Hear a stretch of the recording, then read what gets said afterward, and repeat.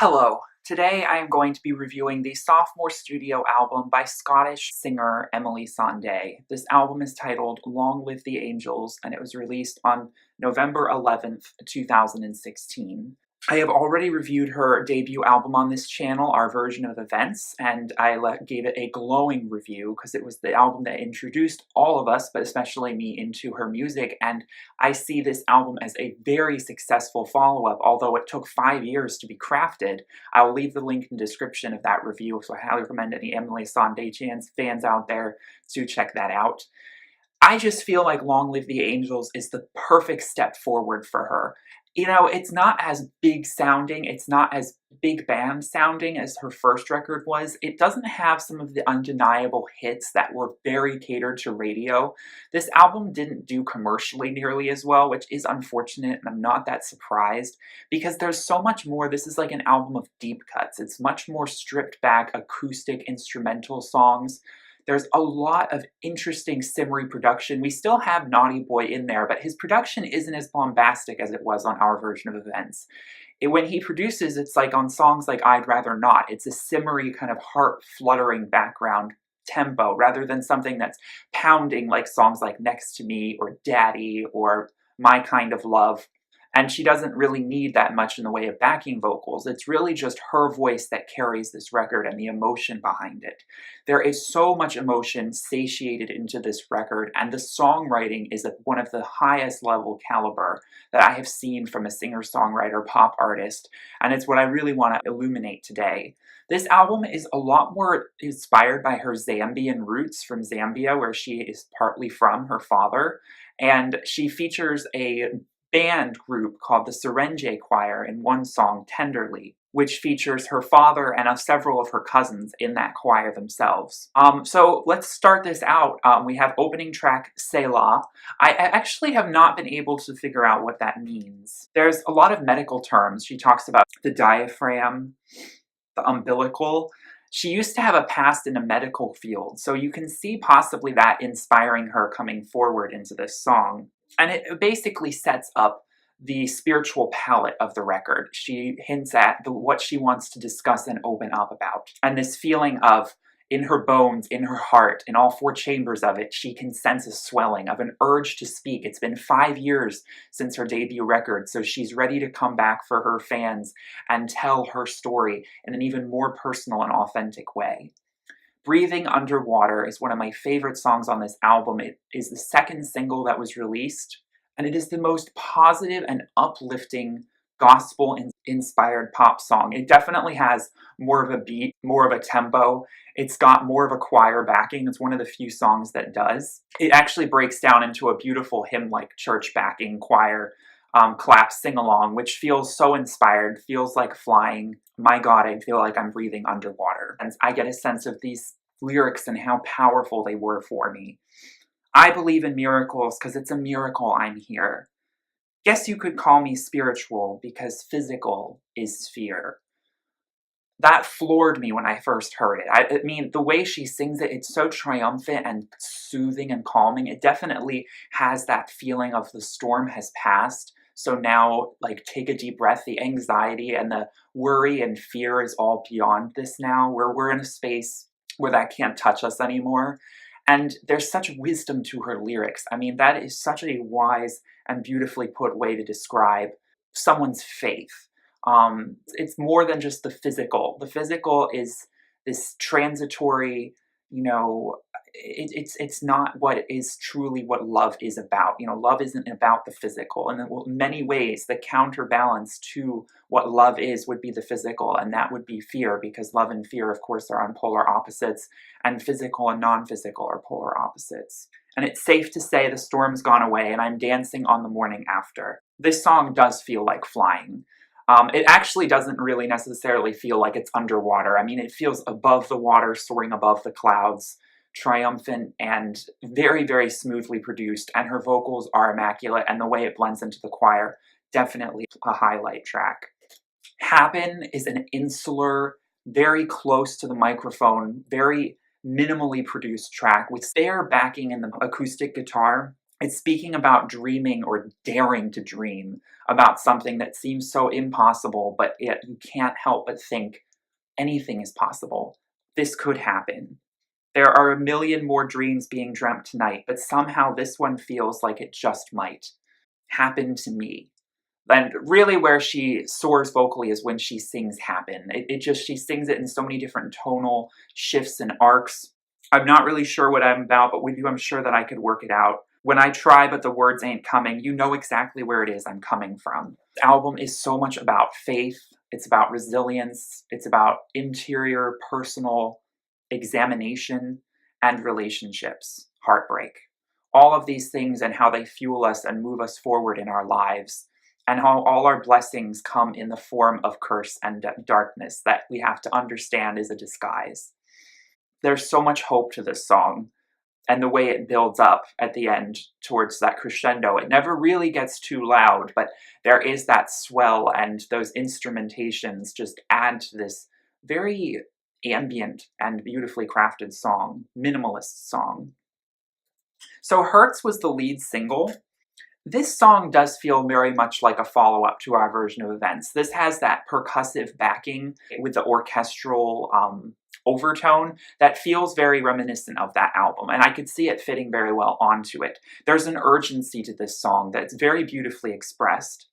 And she almost raps the way she goes through these verses. It's very, very quick. And the ad-libs as well that she puts in there, it's quick, hurried, and very anxious. Baby, I'm not made of stone, it hurts. Loving you the way I do, it hurts. When all that's left to do is watch it burn. There's a sense of this relentless clapping or a beat that needs to be expelled or exorcised out from the production of this song and the bass of it and the percussive tempo. It's a very energetic, gospel tinged, but not so much so. Powerful song, although it's not as strong for me as Breathing Underwater is, it still is, perfect in the arc of this record. So then we enter the really softer and more emotional acoustic tracks. Give Me Something is a perfect example of that. It is straight vocals and guitar. That is all that you're getting from this song. Yet, the choruses will always feel a little bit gospel tinged and a little bit more than a chorus you would hear in a traditional folk song. It's like stripping back and making acoustic versions of a song that could have been a bigger pop song. And I must admit, there are a lot of songs that I feel could have gotten the pop treatment. She does do that quite a bit. She'll make a song in one form where it's very loud and bombastic, and then do another stripped back acoustic version.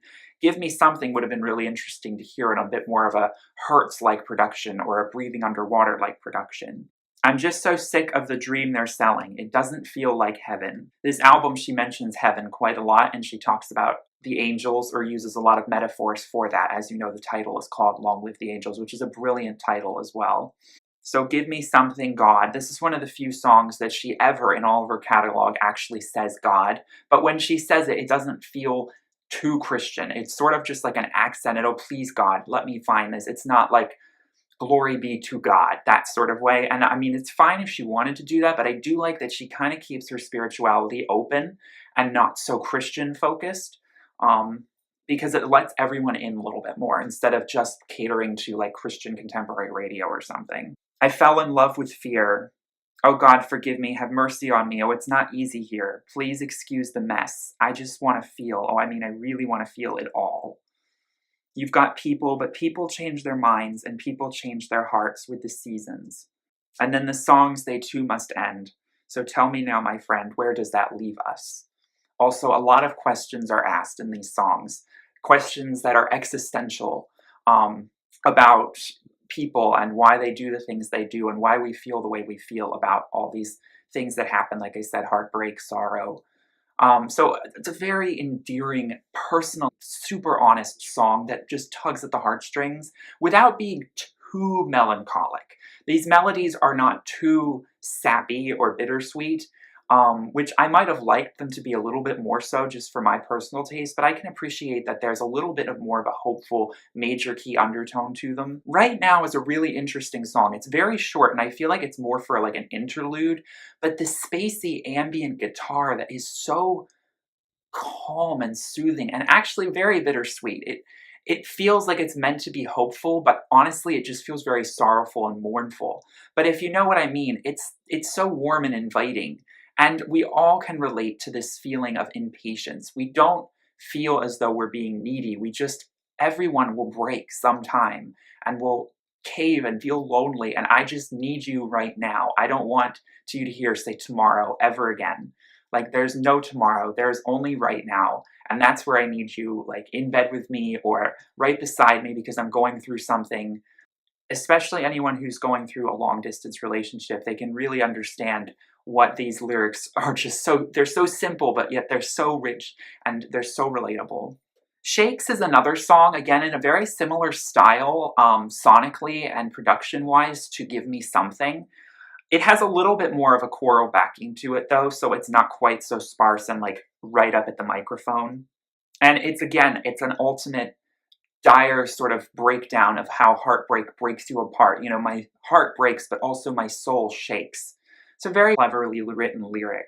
I can tell the angels they can take me instead, because babe, if you go missing, then I'll probably die. And she just sings, it almost feels like wailing, but it's also so on key at the same time. She has such great control of her voice, over her breathing. My heart breaks. Oh, oh, oh. It's not as memorable for me personally. It's a song that I do kind of forget about in the midst of all the other stronger songs, but at the same time, the heartfelt sincerity of it, I can't knock or, say anything bad about. Okay, so then we shift in the production here. We get a little bit more urban and a little bit more R&B, which I actually find refreshing because after listening to this record, things do get a little heavy and bare-boned. Garden featuring Aine Zion, I'm not actually sure how to pronounce that, and Electronica, a UK rapper. So we have an intro, which is a spoken word intro, a poem by Aine. I'm not telling you to love what I love. I'm asking you to take time to know what it is that you love and are in love with, and do what you can not to offend this sensitive soul who has seen things no lips can't confess, no pain can bear witness to, no mind can justify, no memory can wipe. This song is heavy, but it's dealt with so deftly. I feel like I could just get lost in the production of this song and the sparse and haunting vocal approach. The way, the ambient atmosphere, it really puts you in a setting. The music video is so cool.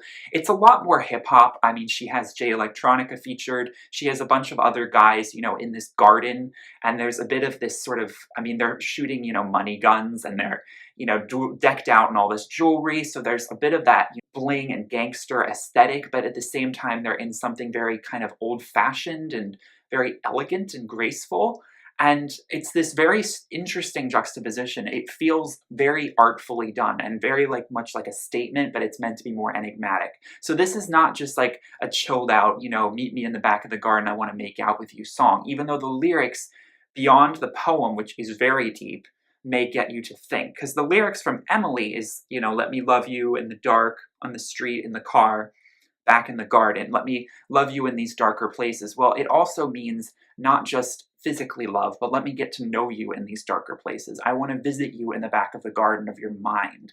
I don't want to just see all the pretty stuff. I want to see you in the murkier spaces that you're in because I want to get to know all of you. I don't want to just see the facade. I don't want to be in the foyer, of you. I want to go to the backyard. It does reference the garden, you think Garden of Eden, but it also could be referencing the philosopher Epicurus from ancient Greece, his pleasure garden, a place very similar to the Garden of Eden where one can live free of physical pain and it's full of passions. And she said it is one of her favorite songs in the album, and I agree. It's one of my favorites as well. It's a pure passion song, but it's also so mysterious, and the production is flawless. And you can tell she was really excited to have another sort of more underground, although he's a lot bigger in the UK. I never heard of him before, Electronica. His verse is really real. That is something, all of her music and the things she puts out, it's real. If she's talking about the clubs, it's still very real. It's not superficial. It's not talking about, glamorous things about drugs and alcohol. It's talking about the hardships about surrounding with those things and the lifestyle and the culture, street culture. But then I fell 1,000 miles to Guantanamo, euphoria to torture. I left that had a rhyme. It go, love is like a Ferris wheel. Love is like a roller coaster. Love is at a standstill, body after body, it's a landfill.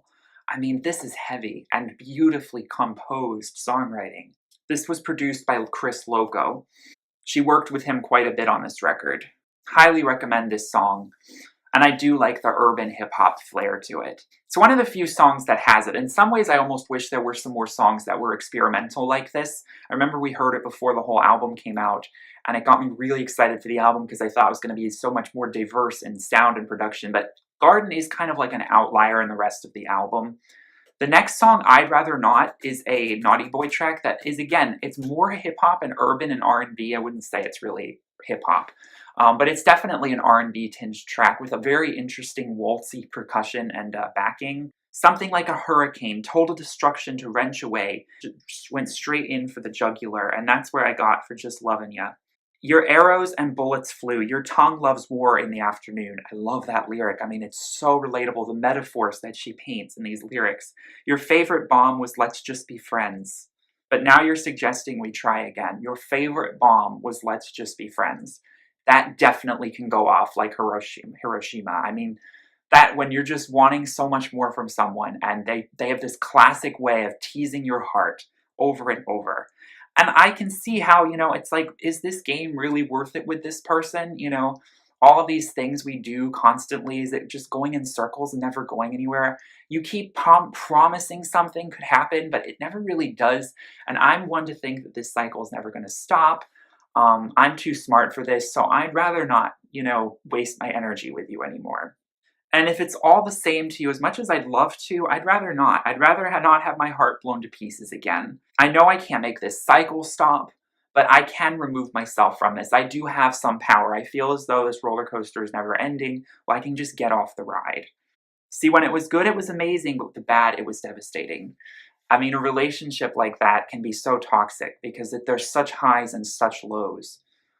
So yeah, the drama of this song is just all-encompassing. Another very well-produced song as well. Then we get back to the very stripped back, very minimalistic, lonely, so relatable. Don't we all get lonely? I mean, this sort of piggybacks the sentiment of right now. Sometimes I get lonely. And she has this percussive, she matches the, strumming of the guitar with this very sort of bird-like percussive vocalization. It just keeps the tempo so steadily. It feels so soothing, and it's off-putting at first because you're like, that's really interesting. But the way she uses her voice as an instrument like that really catches the ear. Sometimes I get lonely, and I wish you'd just hold me and try to explain why some days hurt more than others. It's like asking rain to sing above the thunder. Like, they ask you, what's wrong? Why do you need me right now? I can't explain. Just hold me. I just need that. I can't explain this to you. My emotions are too complex, and I'm too overwhelmed by it all. Sometimes I get lonely. Some days you don't know me. And it just ends with that, like kind of just as a statement. In a relationship with one needing more solitude than the other, it can be very difficult for the communication to properly come across. And for the other partner, I so can relate with this. To truly get inside the other one and even want to. And you start to feel, if you're more introverted, that you just can't open up to that person, that there's a whole world that they do not know about you. You never want to tell them about your darkest days. You never want to tell them about the moments where you felt so vulnerable or weak. You want to promote yourself, especially if there's someone who you see as very extroverted. You want to present your most extroverted self to them. So it's this interesting but difficult battle that you to kind of do with your mind and understanding with meeting them halfway, how and when to let them in. It's a very tricky situation, and this song embodies the feeling and sentiment of loneliness so beautifully, and probably in the best way I've ever heard it done in a sort of stripped back acoustic sort of setting. Sweet Architect. This was the other real gospel song. I guess you could consider Tenderly as well. It's a piano. It's just her doing what she does best, playing at the piano, playing with an instrument, creating a gospel, sing-along, powerful, spiritual song. Oh, sweet architect. My bones are heavy and my soul's a mess. I can't find my address. Build me up, build me up. I love that analogy there of your personal address to architecture and the sweet architect. As we all know, we're singing about someone, like a god figure Guess we've got deep love, but it's a deeper ocean. Dear God, help us keep floating. Some choke and some panic. See, some got a boat, but most haven't. It's commenting on, us as a society. We're still so struggling against all of these things. Oh, dear heaven, we're trying to make it. Dear heaven, it's complicated. So this song is so earnest and it's so urgent. It's a plea to help the outcasted, to help all of us from sinking into the abyss. And I think in this current climate that we're in, socially and politically, especially in this country, it's very telling.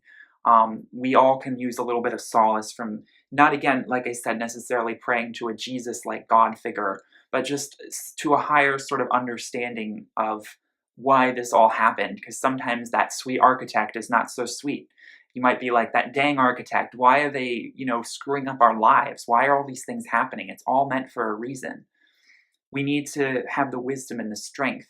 We need our bones to be like uplifted. And that's what we ask this to the universe for.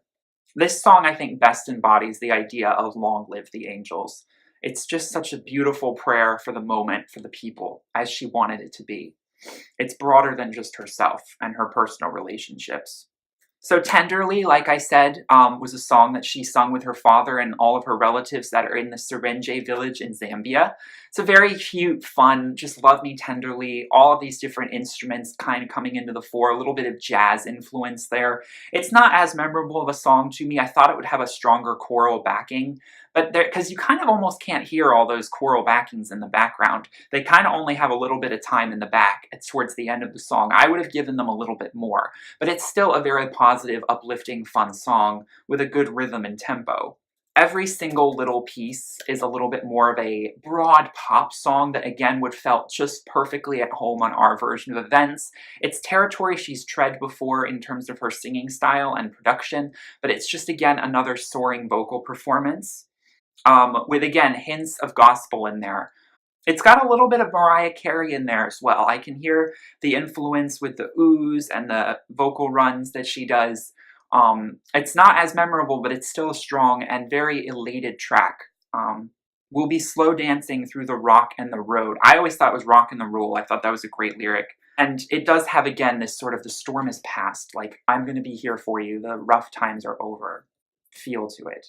Highs and Lows, a very catchy song. This is probably the catchiest song on the album. I wish there were more songs like this. This was the third single. It has an amazing but simple music video with her at the piano with all these people around her. This song is pure joy and elation, but at the same time, it is so wise in its lyrics. We don't have a plan, just pack your bags and run as fast as we can. We hold the future in the palm of your hands. I know you hear me, but do you understand? Whether we're broke, whether we're living the dream, I see you laughing, but you know what I mean. I'm talking about the highs, I'm talking about the lows, I'm sticking by your side, no way I'm letting go. I love that I see you laughing, but I know you understand. Like, all things may seem fun and happy now, but I hope you understand that there's realness to all of this, that there's a lesson that needs to be taken out of it, which is to your partner, take me or leave me, we are going to go through this, the highs and also the lows. And I love the part in the bridge where she sings the highs, like really high and powerful, and then she really goes into her lower register to sing the lows. I love that part. It just is so beautifully sculpted melodically. This song just has that cheeriness to it. You can tell and feel Emeli smiling as she performs this. And this is a heavier album, so it's very needed at the end to sort of lift your spirits. And again, in a very gospel sort of fashion, but yet not too overtly so, get you dancing and on your feet in a group setting. And then lastly, we have Babe on the standard edition. Again, a very cute, interesting produced song with some interesting percussion. She uses her voice as an instrumental backing, which is really fun. It sort of echoes and reverberates around the sound. And she actually name drops Long Live the Angels. She sings one note that is, I think, very, very wise. Take notes of colors in your dreams. Not all things are as they seem. Remember, fear is in no way truthful. But see, I'm not afraid to take a leap, not afraid to get too deep, singing Long Live the Angels. It's a very earnestly, love me now, love me always, babe. Who that could be, it could be her love in her life. It could just be the universe and her idea of some faithful kind of person bigger than her in her faith. And again, she talks about it as sort of coming full circle to that positivity at the end, you know, that simplicity of just wanting love and feeling love.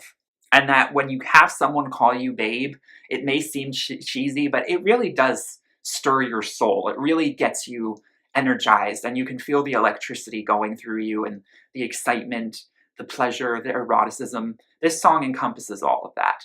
We do have 3 bonus tracks here. We have Kung Fu, which is a very slow burn, a little bit more urban track. It's got some more, again, glimmers of our version of events in there, but it's dark, it's moody. And she sings in Spanish. Jupiter, Kung Fu, you know what I'm talking about. Garden, darling, you know who this song's about. Same old human, but you know who I really am. When I say Truman, I know you're going to understand. I don't know what she means by that. Harry S. Truman?